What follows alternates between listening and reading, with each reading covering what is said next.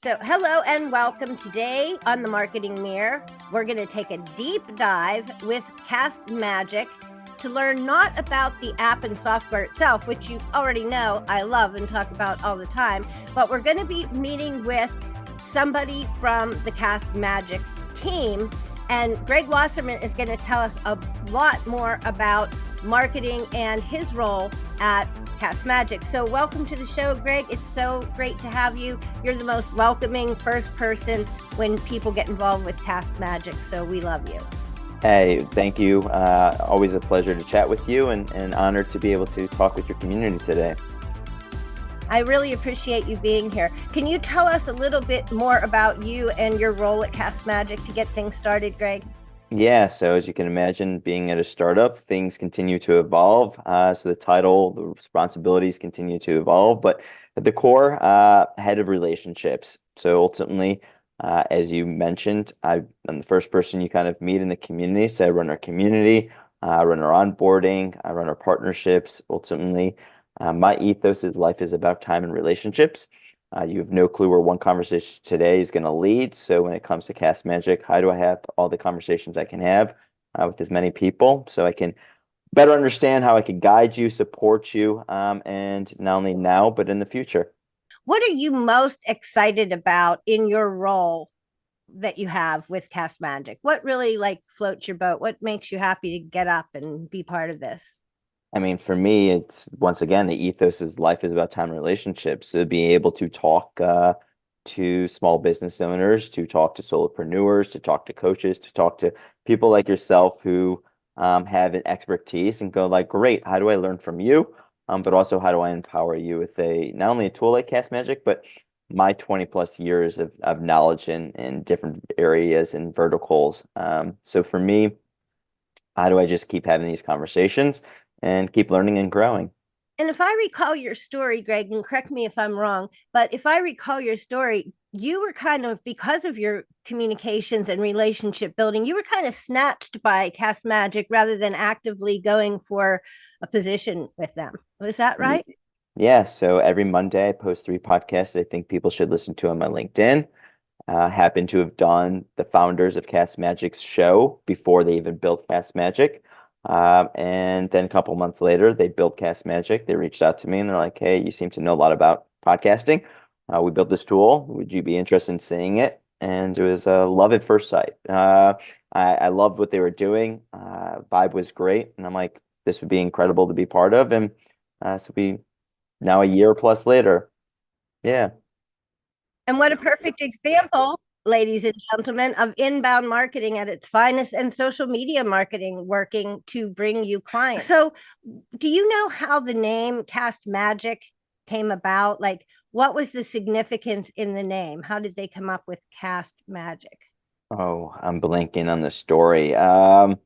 Especially since I'm thinking of the rebrand. But I mean, podcasts. I think the cast was involved in that. Magic. I mean, at the end of the day, you turn your content into. We take your conversations and turn it into content like magic. So there was play on that, but I'll be honest, I don't remember. I think people have said like, oh, we cast a wide net, so we're able to cast conversations. Magic. How do we turn any conversation and wave a wand and with our tool be able to turn that into the content repurposing that you may be interested in. But I don't remember the full story. My memory is hazy, so a year and a half later, I'm blinking. So, where does marketing start in the process of starting a brand new company for a new software in a new AI space, no less? Like, do you think naming was the first step in that process from a marketing perspective or something else? I mean, yeah, it's a great question. Not knowing the core of that, I don't think I am suited to give the best answer. But I can say from a decision, they decided to go and launch it on AppSumo. So they had great connections there, and AppSumo was the brand launch. And that was incredibly successful and getting the product out there, learning from people. So back to earlier point, like we are community driven. We are having that two-way conversations with our customers. So AppSumo allowed us to get the feedback to what people are looking for, to give them the 60-day test of it, and most people were able to continue, and they didn't return it after the 60 days, which I think you can do on AppSumo. But yeah, we continue to take feedback, and as you know from our community, like you tell us, there's a channel in our Slack community called Product Feedback. So people are constantly going like, I wish we had this, I wish we had that, or like, I love this product, or I love this feature, whatever the case may be. And the product just continues to evolve. So Castmagic, while it started off in podcasting, has drastically evolved over the last year plus since its existence. Then I wonder, was the community and community building and feedback part of the initial concept in how they would market the app, or do you think that came about organically because people that try things, especially AppSumo, things tend to give a lot of feedback? And I wonder, do you have any insight on that? So yeah, the community, so the Slack community was started as that feedback loop to bring people in, to educate, to have that two-way Early conversation. on. I mean, Yeah, that was right that at the was I mean, I joined the company April 1st. The MVP for it was January, February.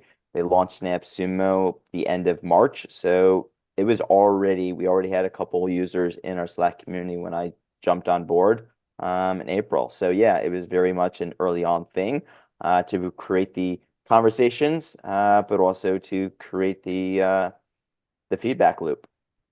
So that covers my next question, really, because did I lose you? Nope. Oh, okay. In the app and the software, has it evolved from the community itself?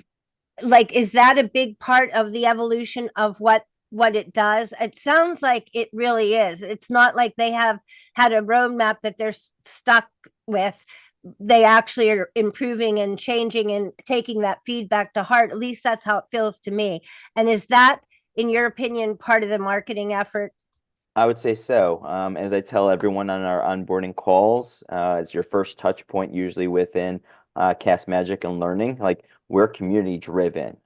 So not only do we have the Slack community, which I drive everyone to, because there's 1,500 people in there, so you get feedback, you get knowledge, but it goes back to um, how do you learn from others? So maybe you are a coach and someone else is a public speaker, and you guys are like, why would I learn from what they're doing within Castmagic? Then you can actually start understanding what are the questions, what are the tools, what are the features that a person wants, and like I never even thought about that. So how do I get you out of the one-way, narrow-minded focus? And that's usually the way, if you think about this from your audience and the marketing around it, you don't know what you don't know. And you have this focus, which we always say, like you want to be focused. At the same time, you need to have a growth mindset. And the growth mindset means like if we started off as a podcasting platform and then quickly built and saw that our users were coaches, they were doing meetings, they were doing sales calls, they were doing courses. So we've evolved the product to cater towards all those different use cases and then some. It was quickly seeing the product feedback, seeing how the users were evolving with the product, and how we could cater and reach that audience beyond just focused on the niche of podcasting. But once again, it's bringing the community together and realizing, oh, I'm doing this. I didn't think about I could do that, but for my business. And so that's what I really love about where I sit from a relationship standpoint, but continuing to see that two-way conversations with our audience of what really matters for them. So, what other important components were or are part of the effort to continue to grow the business and to market Cast Magic? Is there a fear of the magic wearing off at any point, or is there a strong long-term outlook from your perspective? I mean, if we go back to your example with Kieran and the our mobile app, and the core of Cast Magic, how do we turn any conversation into content like magic? So from that standpoint, humans, we are always having these conversations, whether it is my thoughts, and I want to take those thoughts that I'm not writing down, but just want to record them and turn them into pieces of content, or turn them into a business idea, or turn them into something, whether it's a coaching call, and how do I leverage that coaching call to provide more value to a client, or then turn that coaching call into courses I've done or turn into marketing material. So once again, I think I go back to the point of how do we get as marketers outside of a box constraints of what we are thinking. So the example is I started off as a podcast. Well, just because you start off as a podcast, if you start learning what other people are doing, you're like, oh, I could do this. I could turn my podcast into a course. Never even thought about that because you're so narrow focused on just how do I focus on and that one idea that I had. So the joy of the community, the joy of the platform is your mind starts going, you start realizing there is a lot more I can and should be doing. But I'll bring the point up as marketers, but it's just people as a whole. There's not 28 hours in a day. That's what my mentor says. So how do we do everything that I would want to do? And you know this as well as most of us. Like I have so many things I want to do, but I can't accomplish it all. So if you start diving into the tools that you are paying for, if you're paying for a tool like Castmagic, if you're paying for a tool like a CRM system, like each one of those products you have will continue to evolve. It's part of your job to learn what are those other functions that continue to roll out because that's going to allow you to be more effective. It's not just a set it and forget it kind of thing. And so for us, we continue to get the feedback. We continue to evolve as a product. And then I have to turn back to you as our community and going, look, we have this new feature. This is how it's going to help you. How do I help educate you that this is going to be valuable for you? And you have to learn how do you bring that into your workflow. And once you've got that in your workflow, then you're going to be able to create more content. So there's a lot of those components that come into this.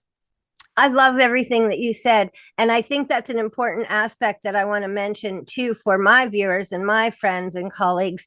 The marketing tool aspect of Castmagic is amazing. And the depth and capabilities, again, partly you have to use your imagination. You have to experiment a little. You have to work on prompts, all those kind of things. But when you get it down to a science and an art, when you get it to where you've tweaked it to what you want, you can really do masterful marketing using this app. So this app is more than just like a translation or a simple transcript or an AI conversion to, text. It's so much more than that because there's so many ways that you can adapt and use it to grow your business, really, and to, like you said, increase that drag on time, because the productivity and the time saving is actually magnificent. I mean, that's the core of it, right? How do I save you time or make it possible for you to do things as a marketer that you weren't originally doing? I had a conversation with a gentleman who has an event, and it's like, well, you go to this event, people pay and they attend this event, as marketers, you're like, great, event marketing is perfect, put on this conference, but what do you do with all that content afterwards? How are you able to then take the conversations that happen on stage and provide that as a resource to the attendees, provide it as a marketing tool for yourself and going like, how do we repurpose and continually to talk about what happened at this event? Most of us are Create like, I put social a to keep the excitement going or build it for exactly. next year. Exactly. So it's there's so much we want to do, but too often the times we're like, great, here's our plan. We're just putting on this event. We're going to drive people to this event.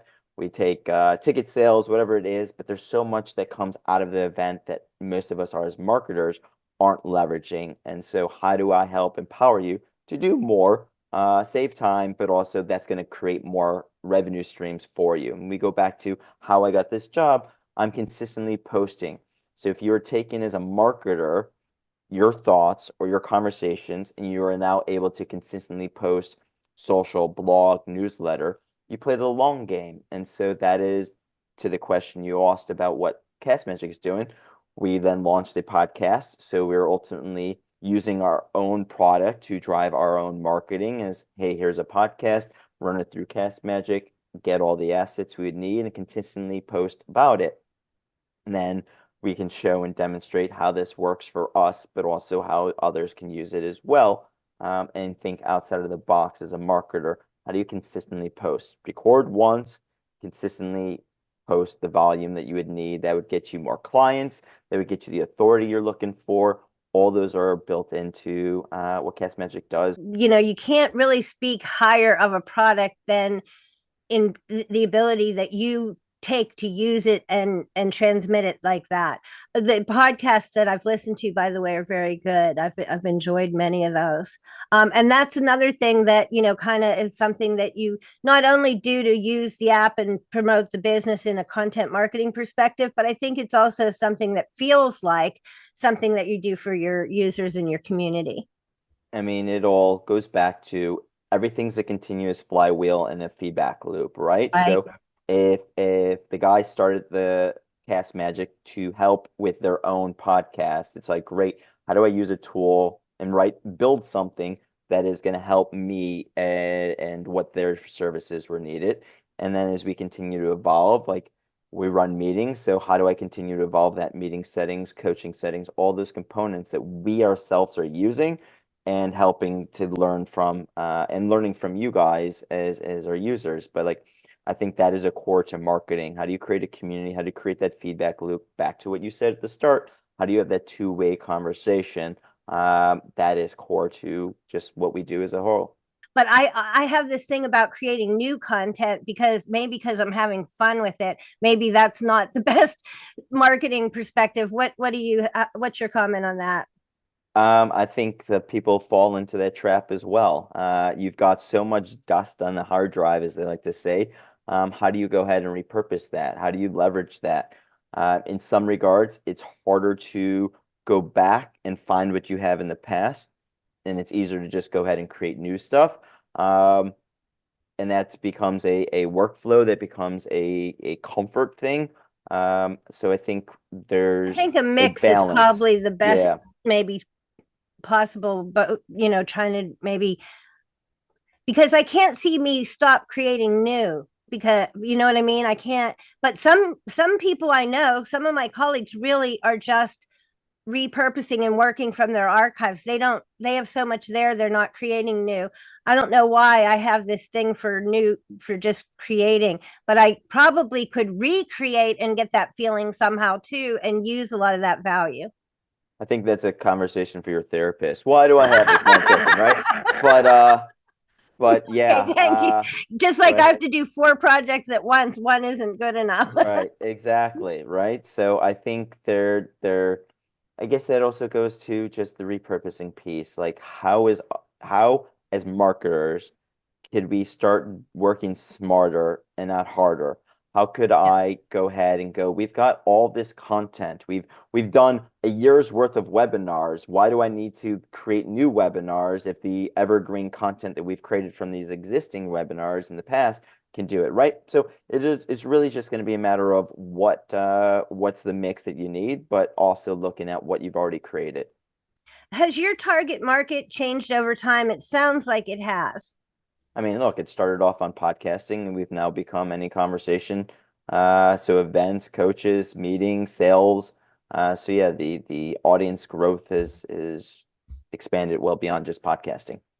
Is the written content input coming still on the map Um, for us writer types? right. I mean, that's something we continue to strive for. How do we take all conversations, so not just audio and video, but I can't speak to the roadmap and the dev on that side.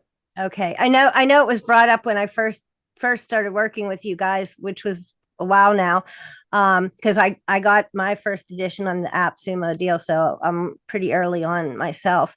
But because I have so much written content, but again, I'm repurposing it anyway. So I could turn it into podcast and video content and throw it back into Castmagic that way. But it would really be nice to be able to kind of mix my writing in there, I think too. Um, so Totally get that. that's one more request for you while we're talking. Is there anything else that I missed or anything else that you want to say? Anything at all that I didn't cover with this?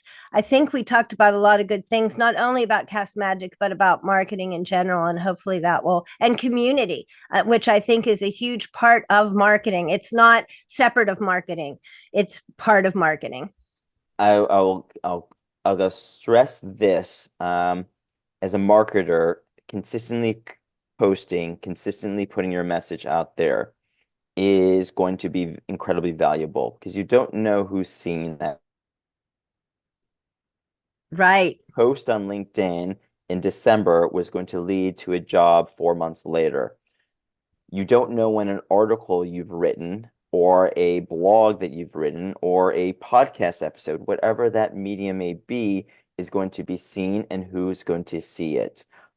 You could put on an event and go, I don't know who's attending this event until the person actually attends it and goes, wow, this was the CEO of whatever company, right? Like you don't know. So as a marketer, it is our job not to just control the environment completely, but also have the understanding if I put the content out there, if I have the trust, it doesn't have to be perfect, but consistently post, then that allows me as a brand to continue to build authority. It allows me as a marketer to continue to get feedback and going, what are people engaging with? How do I modify, a social post? How do I modify something? But like, if you're trying to do too much to be perfect, then you're probably limiting yourself in terms of the reach that you could have, the engagement you could have, because you're going for that one post a week, but you could do 5 posts a week and use automation tools to allow you to have that and know that the different audiences looking at it, or depending on the platform like LinkedIn,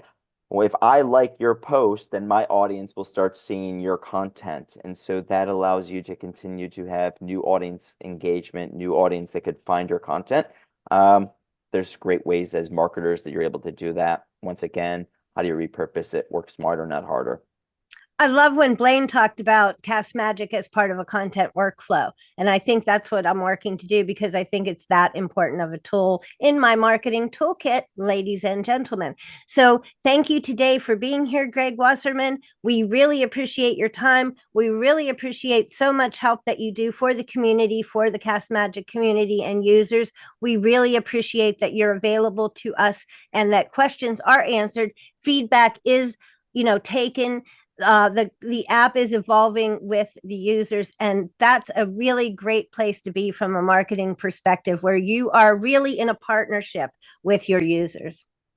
Well, it's a pleasure to always chat with you. Thank you for the opportunity. Hopefully, your audience here gains some knowledge besides just Castmagic, but just marketing thinking outside of the box as well. So thank you as always. Okay, Greg, appreciate it. Take care.